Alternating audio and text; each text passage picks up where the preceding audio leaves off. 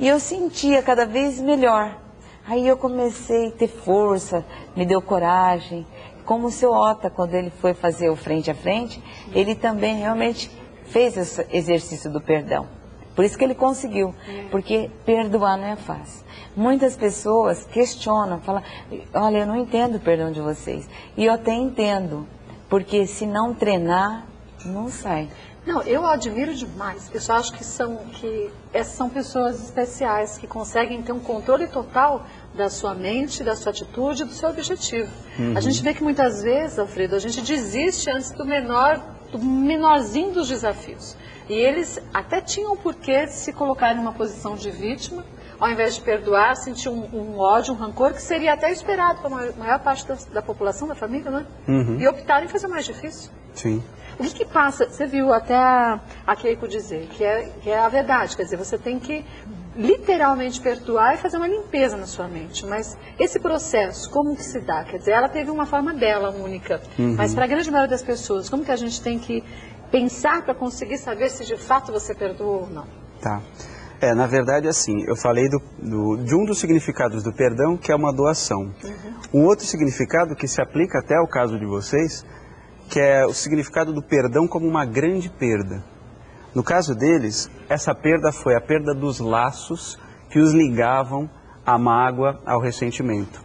Então, o que a senhora fez? Uma limpeza, né, nessa mente que em psicanálise nós chamamos de uma mente mais inconsciente, uma camada mais inconsciente que é difícil ter acesso. Como é que você pode ter acesso a isso? Através de um trabalho, como esse, é um trabalho até possível de se fazer, através também de um trabalho de uma psicoterapia, um acompanhamento, isso é possível. E existem algumas etapas de perdão que é possível também a gente passar, que é o perdão externo e o perdão interno. Então eu volto já a dizer conta que perdão externo e interno é isso. Sobre o perdão, o doutor Alfredo dizia que existe o perdão externo e o perdão interno. Por onde a gente tem que começar? Pelo externo ou pelo interno? Bom, isso depende de cada um, do psiquismo de cada um. Mas, para que a maioria das pessoas possa começar a exercitar o perdão, a gente pode começar pelo perdão externo, que é o seguinte, ele se divide em algumas camadas. Primeiro, o perdão aos desconhecidos. Há pessoas que não fazem parte do seu convívio, que não têm relevância emocional. Por exemplo, você até mencionou a questão do trânsito. O rapaz que fecha, a gente fica bravo. A gente fica bravo, a gente grita alguns impropérios lá, faz alguns gestos. Mudar isso. Quando ocorrer isso, mudar, exercitar o perdão. Procurar refletir por que essa pessoa fez isso, o que será que está passando na vida dela, será que eu não estava desatento com relação a isso também, faz bem para mim manter isso, porque aí eu levo isso adiante para o meu ambiente de trabalho. E a gente acaba nutrido, alimentando esse ódio. Exatamente. Em todos os instantes, né? E aí a gente passa por uma outra camada que é o perdão a pessoas que fazem parte do seu convívio, mas não são tão íntimos. Por exemplo, colegas de trabalho, chefe, vizinhos, né? Relação de vizinho também ocorre muito o não perdão, né? Então, exercitar o perdão também nisso. E aí, aprofundando um pouco mais, uma camada de pessoas que são realmente relevantes, importantes na sua vida, que aí são familiares, pai, mãe, cônjuge. Mas eu acho que seguindo esse princípio que você está passando, do desconhecido ao colega e ao familiar, quando você chega no familiar, você já está um pouco mais aberto a tentar compreender o que acontece. Exatamente, a ideia é essa. Aí até que você passa para o mais importante, que é já entrando no perdão interno, que é o perdão a si mesmo. Esse acho que é o mais difícil. Esse é o mais difícil, você se olhar no espelho e falar, poxa, eu não sirvo para nada, você só faz tudo errado, você nunca vai vencer na vida. Por quê? Porque a gente tem um sentimento de culpa inconsciente que a gente carrega, inclusive de todas as camadas da humanidade, né? Não é, a gente só não herda só a parte biológica, a gente também herda a parte psicológica. Então a gente já traz isso. E a gente vai alimentando isso ao longo do tempo. O bebezinho, por exemplo, ele se sente culpado por desejar magoar, ferir a sua mãe, por ela não estar sempre presente, por ela ter que se afastar. E essa culpa, percebe, com o decorrer do tempo, a adolescência também, esse confronto com os pais vai gerando uma culpa interna que muitas vezes não é elaborada, não é resolvida. Aí que entra a importância do perdão interno. E o perdão faz bem para a saúde. Por quê? Todos esses elementos psíquicos se convertem em elementos físicos, em somatizações.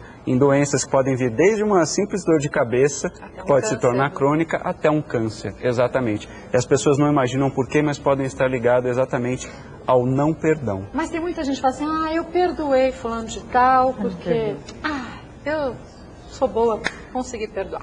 Mas continua quando passa a pessoa, dá uma fuzilada que se pudesse derretir a pessoa. Então, quer dizer, isso não é perdão. Não. Não sei se vocês concordam comigo, mas perdão é você até aceitar que o outro está do seu lado e pronto. E essa questão aí do sentimento de culpa que o doutor está falando, eu acho uma coisa muito importante. Porque quando aconteceu essa fatalidade comigo, na condição de mãe, eu queria dar tudo que eu tinha materialmente, porque eu achava que não era mais merecedora, porque foi o motivo que levou o Ive a ser sequestrado e morto. Então, mas graças a Deus, eu tenho um irmão que ele falou, não, Keiko, aqui é escola. Se você não tivesse passado, jamais você teria aprendido. Né? Então, são oportunidades, não é castigo. Então, as mães que eu oriento lá, eu falo, não existe castigo. São a gente se castiga. Isso, a gente castiga, né? Que é punir, porque a perda já é tão dolorosa e às vezes manifesta um sentimento aí de, né, que não fez, de culpa. Então eu acho que não existe culpa. A gente estamos aqui para aprender. Então isso, querido doutor, é muito importante para ajudar as pessoas, né? Verdade. Mães que perdem filhos. Mas em contrapartida a gente sabe o quanto que muitas pessoas, pelo menos nesse instante inicial, tendem a ter um ódio muito grande. Parece que esse ódio, por incrível que pareça, pelo menos nesse momento, até a pessoa conseguir assimilar o que aconteceu com ela, faz com que ela pelo menos permaneça viva. Mas muita se gente não trabalhar isso, esse né? ódio, Aí as coisas ele cresce lá dentro. Então somatiza a doença, como diz, né? Então a gente fez uma opção. Eu tenho certeza que o Ives, né, não partiu para deixar a gente infeliz, triste, sofrendo. Muito pelo contrário, para a gente aprender, evoluir, crescer, né? Então... Dois aspectos importantes são esses. Primeiro que é legítimo esse ódio inicial, né? Esse ressentimento, essa mágoa. Isso acontece até num processo de luto, uma não aceitação, que precisa ser vivenciada, precisa chorar, precisa ficar nervoso, precisa bater no volante. Mas, se isso se tornar uma coisa constante, aí já se torna mais patológico. Aí precisa de um acompanhamento. Porque a ideia é você conseguir elaborar isso. E aí é muito importante, você falou do seu irmão, é importante também ter um suporte. Ter uma família ali do lado, pessoas que podem auxiliar. E é uma escolha. Você pode escolher, eu acordo, eu posso escolher sorrir, ou eu posso escolher ficar na cama, chorar, ficar nervoso. Eu tenho esse poder, eu tenho essa escolha. E mesmo quando eu deixo que o outro escolha por mim, isso também é uma escolha. Claro, porque você abdicou da sua vontade, do seu poder de escolha para que o outro faça por você. Depois vocês, obviamente, começaram a lidar com esse perdão com uma facilidade um pouco maior. Até a trabalhar dentro da penitenciária. Justamente, eu acho que a gente... é muito fácil colocar a pessoa dentro da penitenciária e virar as costas e deixar. Né? O que a gente tem que pensar? A gente tem que pensar do lado social, onde que as presas estão fazendo hortas comunitárias dentro da presídio feminina, né? Onde que elas estão cuidando dessas hortas.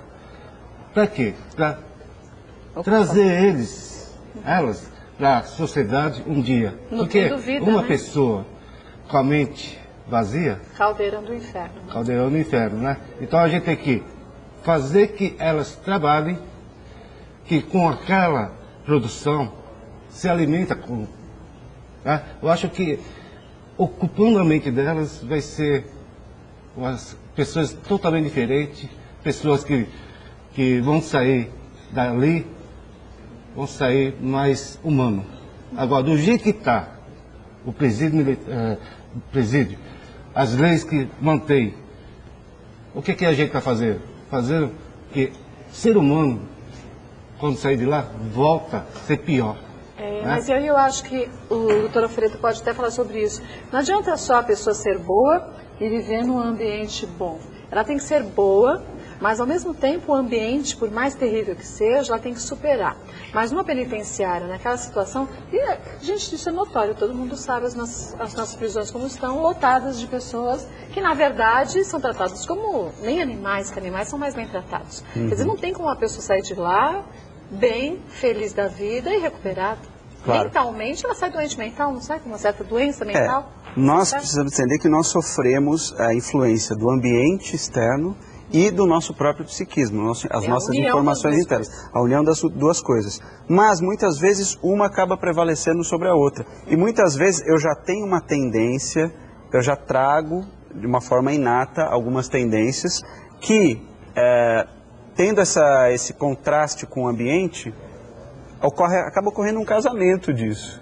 E aí realmente é difícil. Então, iniciativas como essa são muito positivas, porque elas, o que a gente chama em psicanálise de sublimação, é quando você transforma, canaliza a sua energia para coisas positivas. No ambiente de uma penitenciária, que é realmente um ambiente pesado, um ambiente difícil, tendo iniciativas como essa, é possível reverter esse quadro para que quando essa pessoa se reintegre à sociedade, ela esteja um pouco mais amadurecida, ela esteja um pouco mais ciente das possibilidades que ela tem. Então isso é muito importante. Infelizmente, a gente não trata a saúde mental como deveria. Eu acho que a gente fala muito em saúde. Vamos cuidar do coração, vamos cuidar do pé, da circulação, da pressão arterial. Mas da saúde psíquica não se fala nisso. Não precisa ser trato, na verdade. Não é? E quando eu acho que aí sim que está um dos grandes problemas. Até, Kátia, acho que assim, até quando a gente estava no assunto do perdão interno ou externo, é muito difícil hoje você ver o seu problema, a sua dificuldade, a perda, e conseguir olhar em um foco para você conseguir guiar a sua alegria, o seu autoestima. Acho que é uma coisa muito difícil. Mas que não seja difícil no modo de não impossível, acho que isso é difícil de momentâneo. Dificilmente você consegue ter uma perca e você consegue guiar essa perca no momento de uma felicidade. Eu, pelo menos, até eu não ter mais o movimento das pernas, até quando, não sei, mas de momento eu não ter o movimento das pernas, isso é uma coisa, ao mesmo tempo que difícil, ao mesmo tempo que não difícil, mas sobre o objetivo de você ver o perdão sobre isso, sobre você, interno, de você, eu me perdoo sobre isso, acho que é uma coisa muito importante. Quando você para refletir, que você faz as orações para conseguir os seus objetivos e ser forte, acho que isso é muito importante. Eu, pelo menos, guio o meu perdão sobre as pessoas que rodeiam até o meu dia a dia, as pessoas que me insultam no meu dia a dia. Acho que quando você perdoa, você acaba cedendo o seu interior de felicidade, de uma pessoa boa. E não precisa estar em momentos, lugares bons, para você demonstrar que é uma pessoa boa. Pode estar em momentos difíceis, em lugares ruins, para você demonstrar o bom humor, o bom perdão, porque acho que quando a gente perdoa, é uma coisa assim tão diferente. Quando você perdoa, você se olha no espelho, você abre um sorriso. Você tem orgulho de você. Você tem orgulho de ser a pessoa que você é. E até como ele mesmo falou, tem dias que a gente acorda, você decide que acordar chorando, que acordar feliz. Aí, se você acorda feliz, já é um humor, já é um perdão de dentro de você. Pode acordar triste por já é um estímulo que você tem a continuar, dentro de você. Acho que isso, o perdão é uma coisa muito, muito